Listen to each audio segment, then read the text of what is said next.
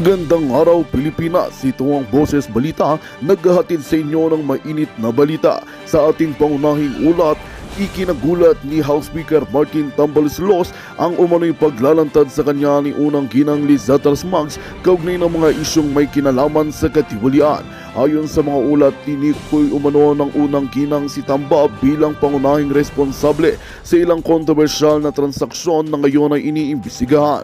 Hindi makapaniwala si Tamba sa naging pahayag ni First Lady Liz Mags at mariinyang itinanggi ang mga paratang. Ayon sa kanyang kampo, tila ginamit lamang siya bilang scapegoat o panakibutas upang ilihis ang atensyon ng publiko sa mas malalaking isyu na kinasasangkutan ng administrasyon. Samantala, nananatiling tahimik ang Malacanang sa gitna ng kontrobersyang ito na lalo pang nagpapainit sa mga espekulasyon.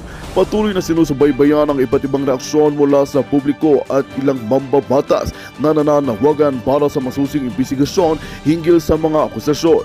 Sa kabila nito, nananandigan at naninindigan si Tambaloslos na handa siyang harapin ang anumang pagsisiyasat upang linisin ang kanyang pangalan. At yan nga ang balitang ating pagkakatutukan. Ngunit bago ang lahat, siguraduhin mag-subscribe at ihit ang notification bell para sa patuloy na pagtutok sa mga sulyap ng bagong balita sa tunay na boses ng masa.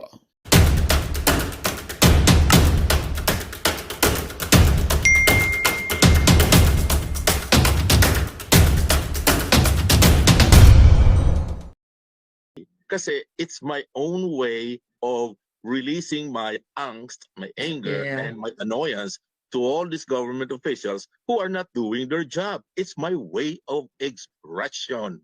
Yun lang yun. Kasi So, papatawag pwede ka kayang- dahil sa way of expression mo. Oo. O Ah, pwede kayang mag-request ka na video cam appearance para wakwakan mo sila. I don't even know who to, like for example, Wala kaming invitations. Okay, ganito. Wala akong Papadala ko sa iyo yung contact person sa committee. Sabi mo, i-arrange. Dahil yung mamamatay tao na na-convict na, pinayagan nila mag-testify by video cam. Yeah. Diba? Tapos yung iba na hindi sumisipot, gaya ko, pinapakulong. Miski 3 beses na Isan ako mo sa sumipot amin at at 30 hours na ako mag-email kami. nag-testify. No? So, I think you should insist na mag-video ka dahil ikaw ay nasa Amerika and but still you want to be heard as a Filipino, no? At unlike yung mga ibang vloggers kasi na pwede nilang ipakulong, hindi ka naman niya makukulong. Actually, Maharlika, I suggest also you dare them. Hoy, gusto kong mag-testify diyan although ikaw talaga hindi ka nila papayagan. Magiging ano yun, Ako mag-ingat ka. yung parang impersonator, yung dalawang personality. AI? Yung kalahati ko, si political witch boy. Yung Schizophrenic ang tawag. Oo. Pwede bang AI? No, but I think I will send you the name of the COMSEC para mag-arrange ka ng video. And Maharlika, you should also offer to appear. Dahil ikaw ang Yes. pinakamaingay sa lahat ng vloggers. Ikaw ang I think we number should. 1. At sabihin mong, excuse me, hindi ako nagpe-fake news. Kritisismo Oo. lamang. Excuse Dahil me, hindi ito ako mali ang nagpe-fake ginagawa news. ninyo. Nagjujutang Oh. Genemes lang ako. I think we should, Maharlika. I think we should join. I mean, para lang, I would love to. yeah, exactly what I'm saying. I mean, the first thing that I did is look for the email. Sabi ko, Folks, baka okay may lang na-miss ba yun? akong ano. Wala kaming invitation. PM. May ilagay kami sa dyaryo. Right. Walang receive na invitation Pero nasa Dapat job. formal, may invitation tayo. Oo. Oy, Oo. Hubadero. Dan Fernandez Hubadero. Andyan yung email ko, Maharlika Network at Proton Mail. Alam ko nanonood ka, julol ka. Yeah. Messenger na lang niya i-send. Diba sa'yo? Madali lang yan. Or Pwede di kaya lang- podcast pa niya. Wala naman problema. Mm, Yeah. exactly. Yeah. So, Actually, doon tinawagan ako sa PIDEA, binigyan din ako ng invitation sa PIDEA Leaks ng Senate. Willing naman ako mag-testify via Zoom. Ayaw nila. Mukhang Natakot nasisundak sa'yo. sila sa alindog ko. so can you imagine for the resources speaker, how many days ba ang House hearing na yan? 1 day, 2 days, or something? Supposedly, Well, we don't know. We don't know kasi eleksyon na. Well, So, Yeah. I think ang plano nila, contempt. i-contempt, para ikulong at ipalabas pagtapos na eleksyon. Yeah. Doon pa yun. Paano nila tayo makukontempt dito, Maharlika? Sa panaginip nila. Sa panaginip lang, makukontempt And, sila. and you know what?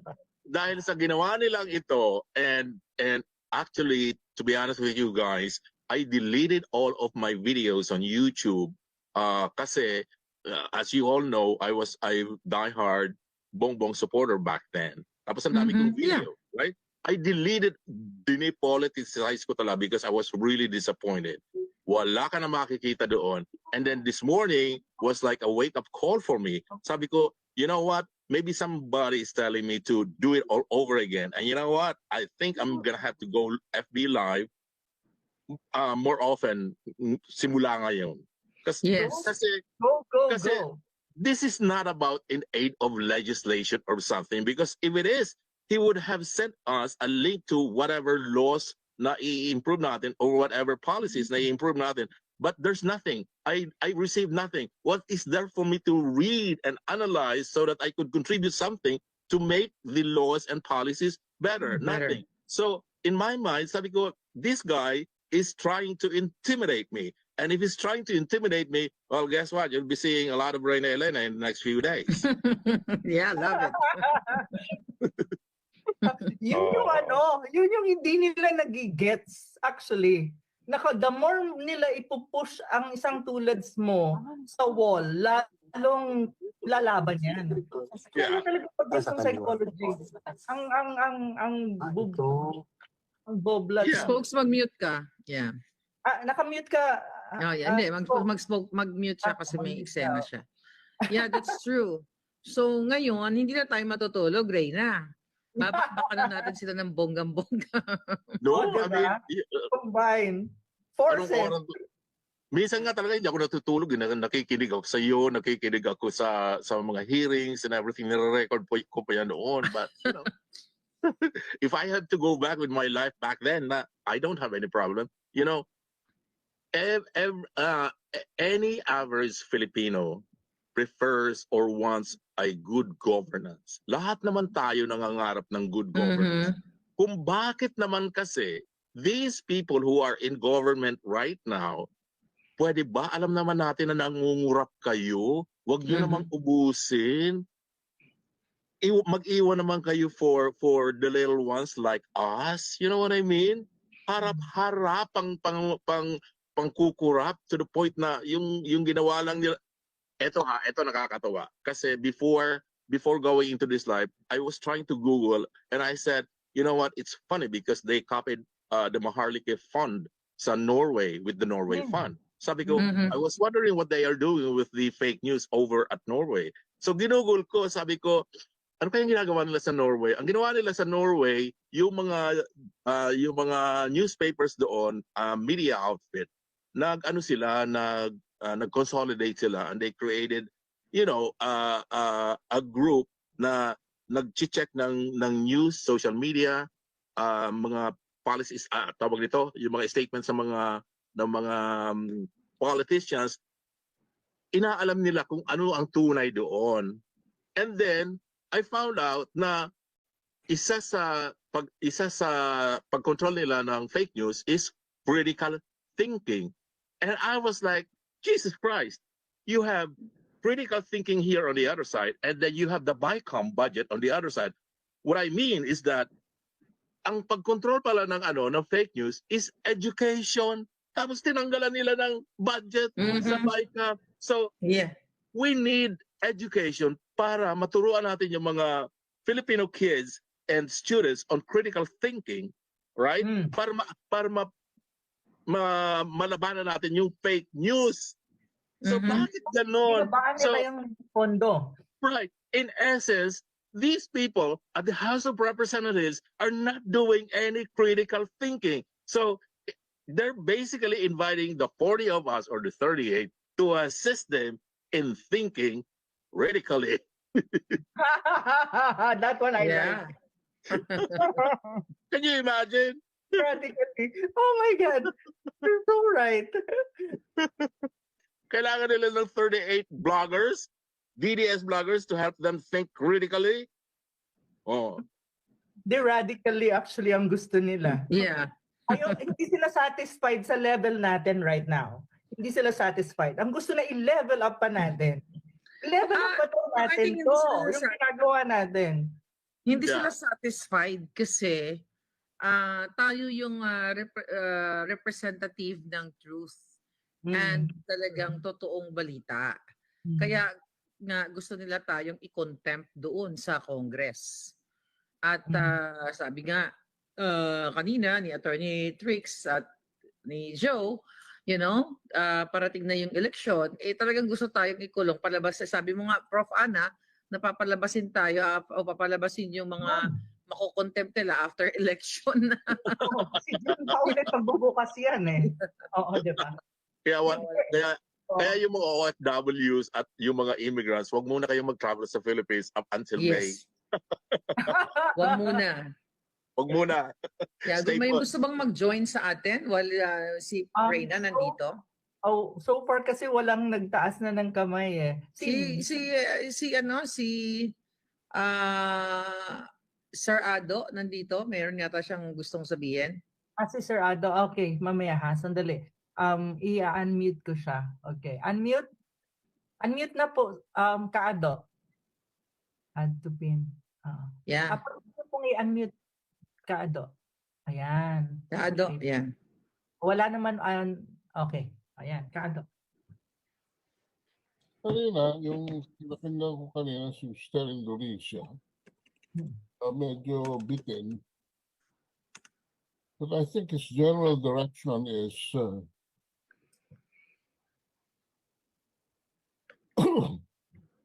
between blogs and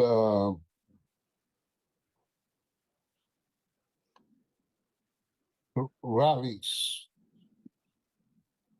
There is really no organized action, as in what we know sa US kasi. Nandyan yung lobbying, no, yung formal art of lobbying. And I don't mean yung lobbying for vested interest, no. I mean lobbying per se.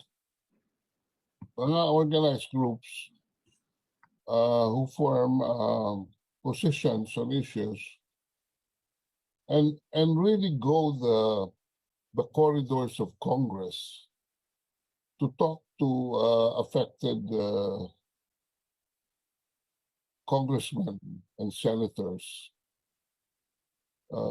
arguing their position, giving their position, and arguing their case, and forming a critical mass within the legislative process to create not just a diverse opinion, but sometimes even an agreeing position on issues.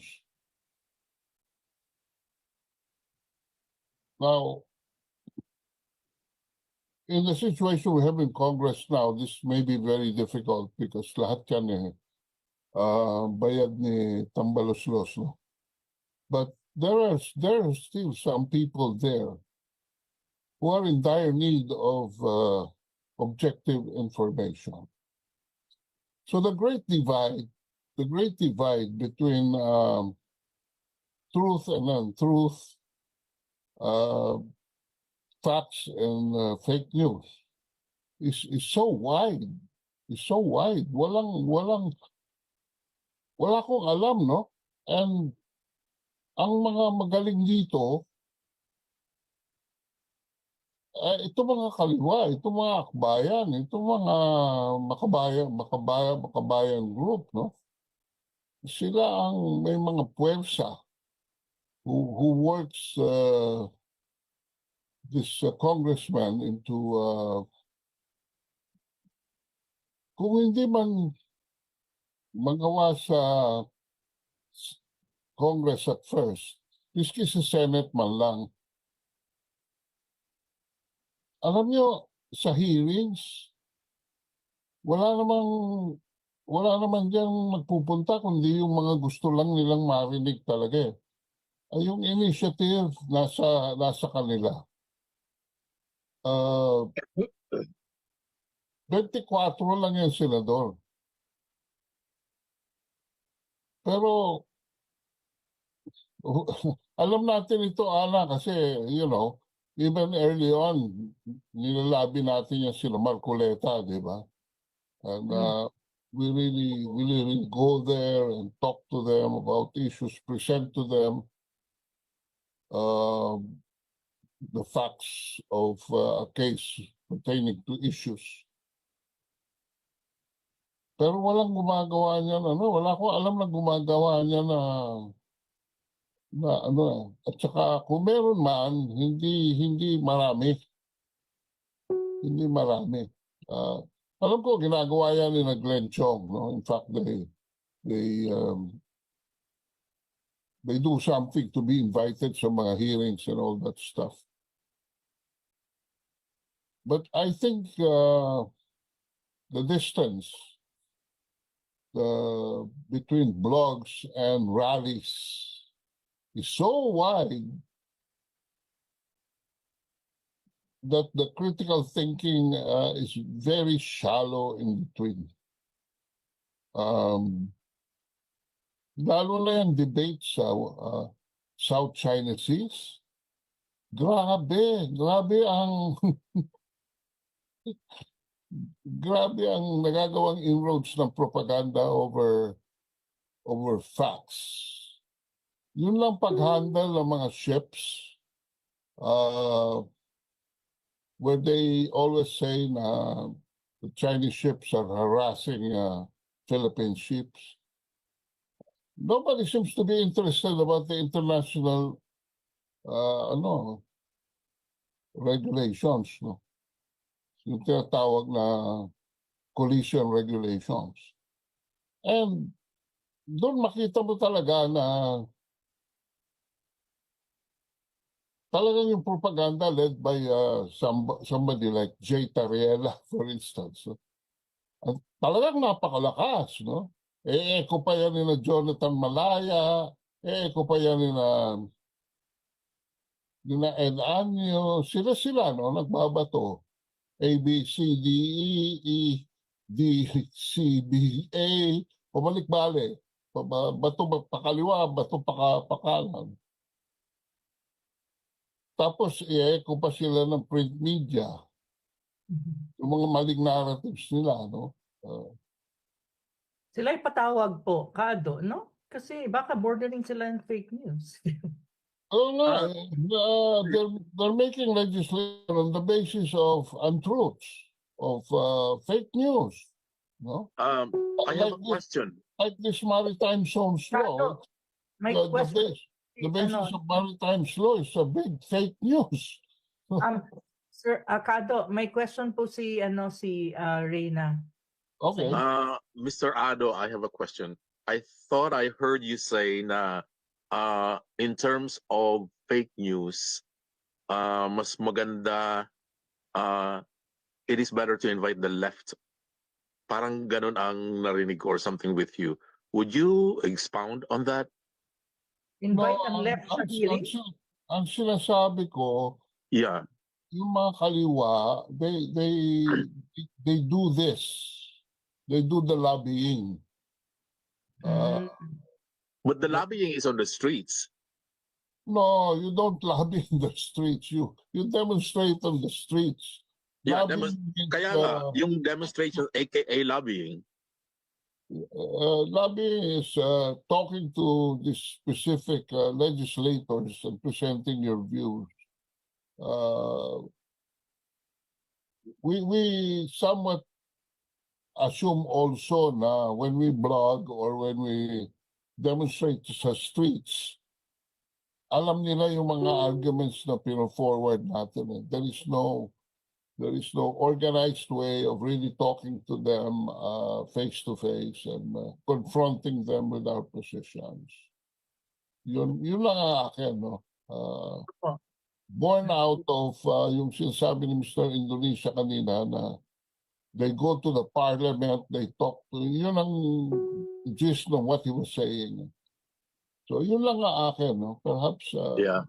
there could be the Maraming third action that could be done. Oh, thank you, Kado. Thank you po.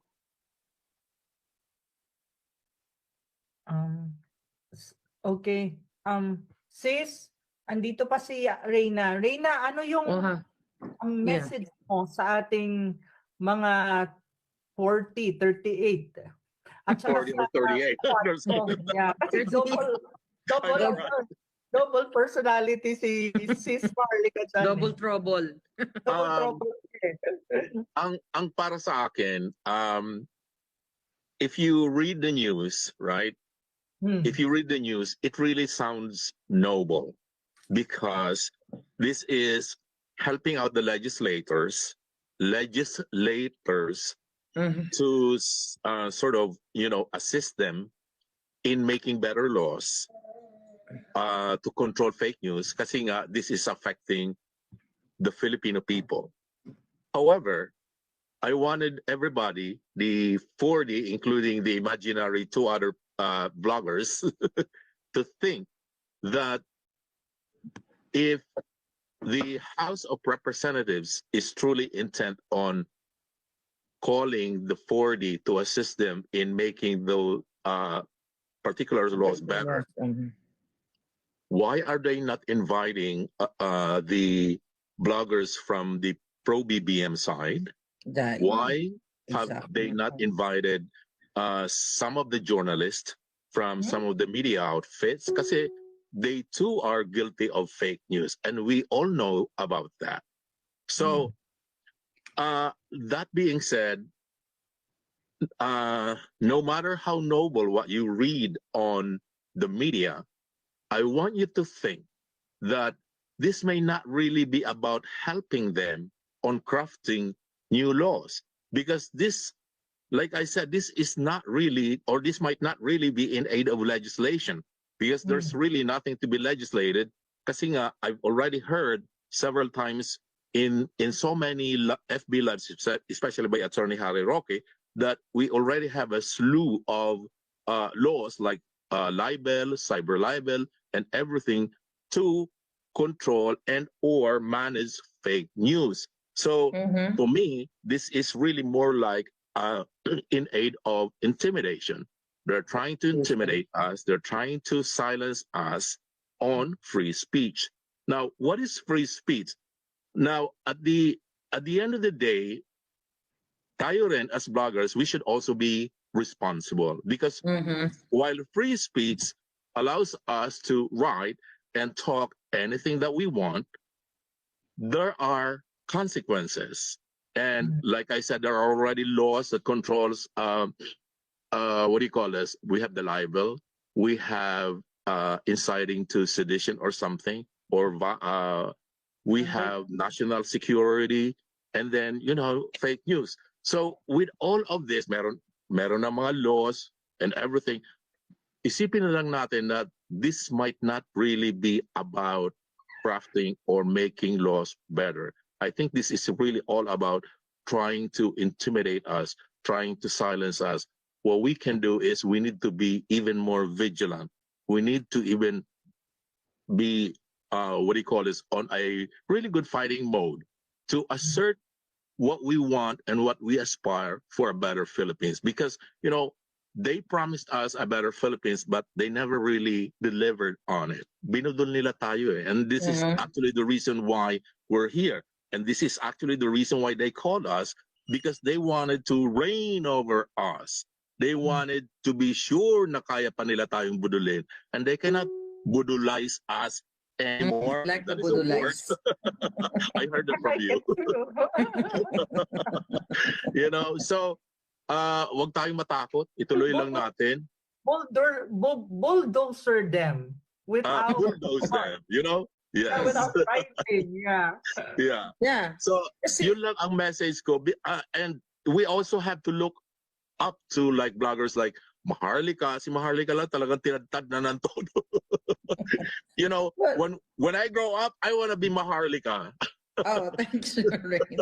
Yeah, ano talaga to? Censorship and retribution ng Bangag administration.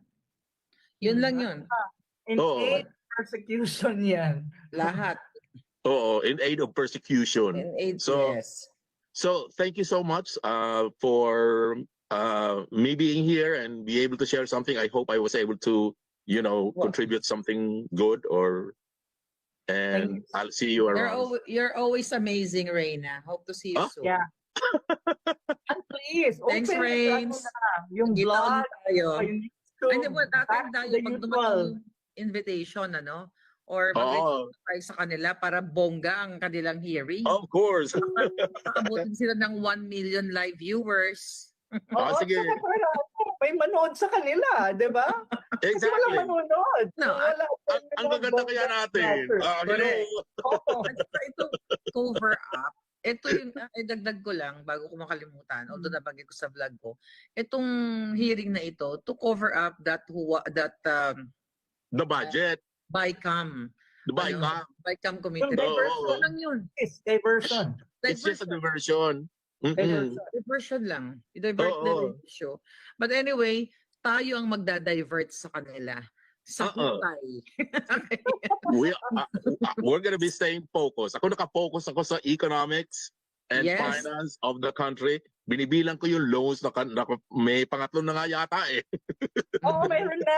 Yan ang pag-usapan natin, Rain. Mag-collab ulit tayo katulad ng ginagawa Oo. natin dati. At Oh, saka sige, I mean, ang call stock me market, and- tignan mo. okay. Reina, ano na tayo? Nasa ano tayo? At sa stock market, nasa ano tayo? I Medyo know, delikado na ang stock market na bear market territory na tayo sa stock market. Ibig sabihin I sa know. lower. Oo, Mhm. can you imagine? Sa bagay, it's a good way. It's a good time to be buying stocks. Ay, for those people. Pero Yeah. Not in the Philippines perhaps kasi no, I don't think so. consumer confidence is so down. You know what I mean? Yeah.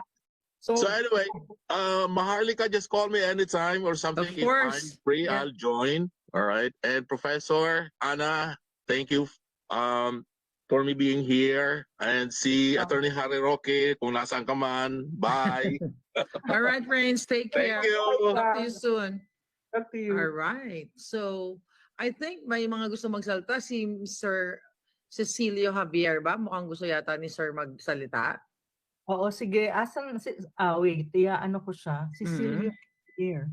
Okay, sir. Pwede niyong i-unmute na yung sarili niyo at ipipin ko po kayo para makita kayo. Yan. Sir, okay, you have the floor po, sir. Hi, Sir Cecilio. Mayong, Hey, arama ko day. mayong buntag. Ayong buntag. Kanang salamat jud og dako sa inyong gihimo. Pero I don't know kung tama ang akong gihunahuna para ni Trixie o ni Harry Roque. Anong di man ta maghimo og petisyon? It's sama sa giingon ni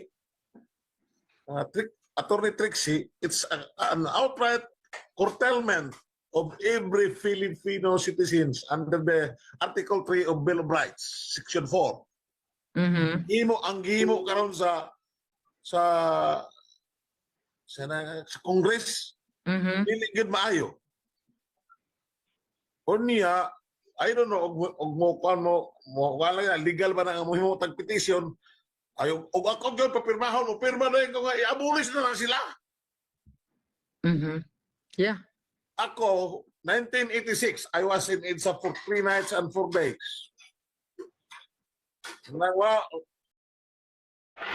Magandang balita ang hatid namin sa inyo ngayong araw. Sa pagtatapos ng aming balitaan, nagbigay kami ng mga mahalagang impormasyon. Maraming salamat sa pagtutok at pagsuporta sa aming programa. Huwag kalimutang manatili sa mga susunod na araw para sa mga bagong balita at mga kwento na dapat nating abangan. Mula sa Boses ng Masa, magandang araw, Pilipinas!